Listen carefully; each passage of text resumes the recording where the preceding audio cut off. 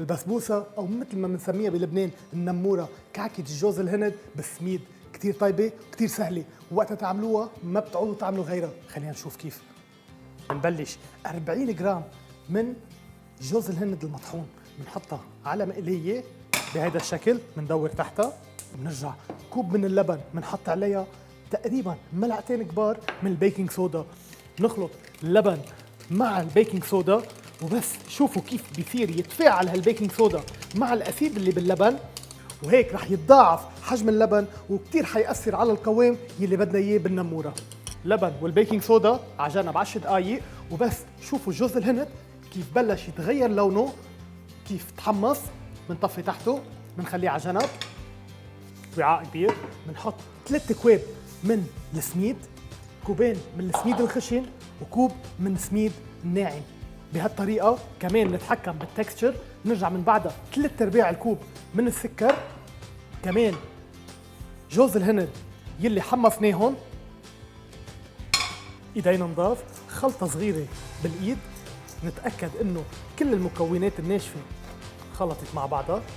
هلا بنرجع بنزيد 3/4 الكوب من السمنة. السمنة مفضل تكون اساسها نباتي. بنبلش كمان نخلط، بنبلش نفرك السميد وكل المكونات الناشفة بالسمنة بهالطريقة.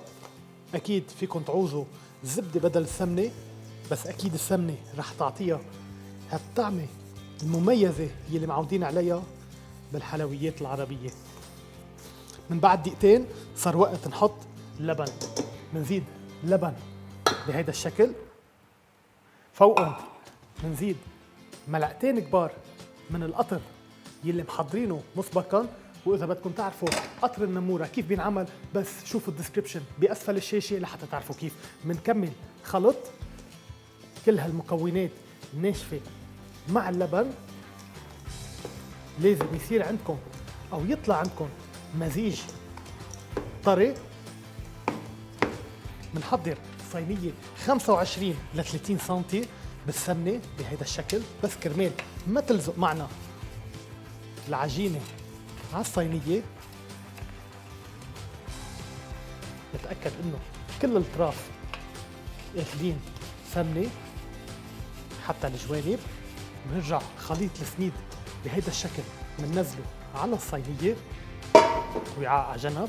بنبلش نفرد المكونات او الخليط على الصينيه بشكل متساوي، ومن بعدها لنشيل كل حبيبات الهواء من قلبها بهالطريقة. مرة، اثنين، نضربها 3-4 مرات على الطاولة. شوية مي على ايدينا، منبلش نملس من فوق.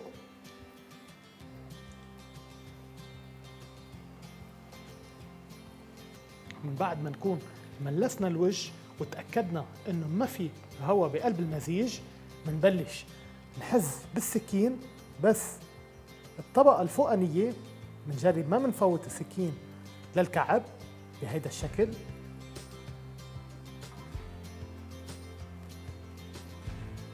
هون بترككم انتو تقرروا كيف تزينوها لهالنمورة المميزة. من بعد ما تحزوها بتبلشوا تحطوا تقريبا لوزة واحدة أو نص لوزة بقلب كل مكعب بهالشكل.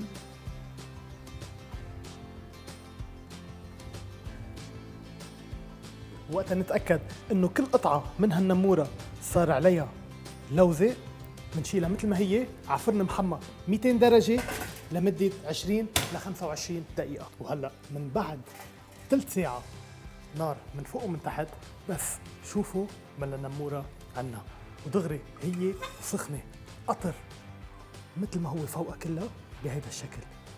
وهيك بنأكد إن النمورة رح تشرب كل هالقطر يلي زدناه فوقه.